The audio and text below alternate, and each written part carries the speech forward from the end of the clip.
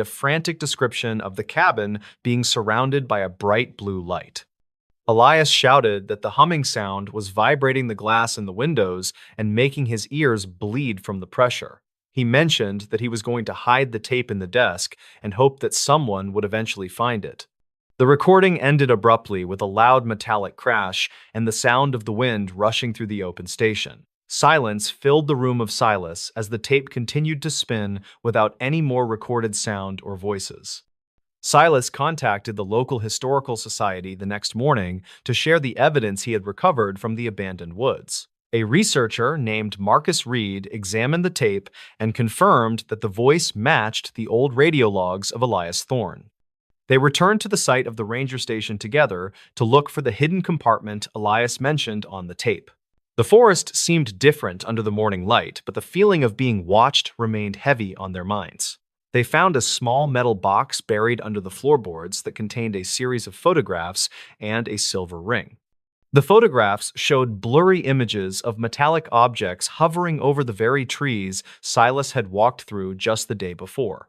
One image captured a tall figure standing in the shadows of the porch with elongated limbs and very large dark eyes. Marcus noted that the silver ring had strange symbols etched into the band that did not belong to any language.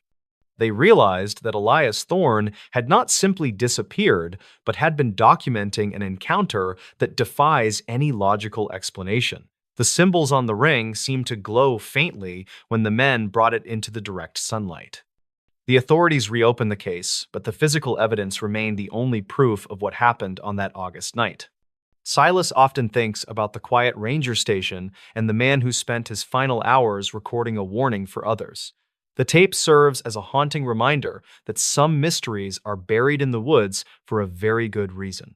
He no longer surveys that section of the forest because the low humming sound still echoes in his quiet dreams. The station remains empty and forgotten by most, but the tape still holds the secrets of 1950. Every time Silas looks at the jagged peaks of the mountains, he remembers the frantic voice of the lost forest ranger.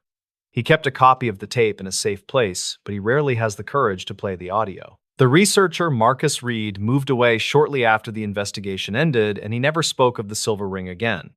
Local legends continue to grow about the station on the limestone ledge and the lights that still appear in the valley. Silas knows that the truth is recorded on that thin magnetic strip hidden inside the drawer of his wooden desk. Park rangers were told never to open this gate. The presence of a rusted steel gate deep within the national forest remains one of the most persistent mysteries among the local maintenance crews. This barrier stands at the end of a forgotten access road that the Park Service stopped maintaining over 40 years ago for unknown reasons. Senior rangers often pass down a verbal warning to every new recruit that the lock on the chain must never be cut or replaced. The gate is marked with a simple sign that says authorized personnel only, but no official record exists of what lies on the other side. Silas Vance was a 39-year-old trail maintenance supervisor who spent his decade of service repairing the remote backcountry paths.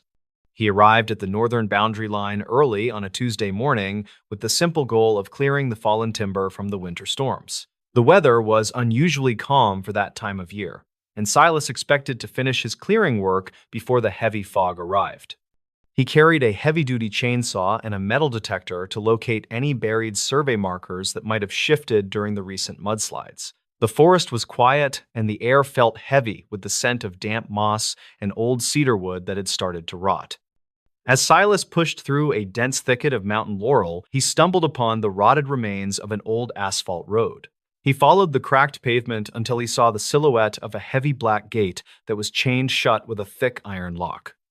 The metal was pitted with deep rust, and the surrounding trees had started to grow through the bars of the structure over the many years.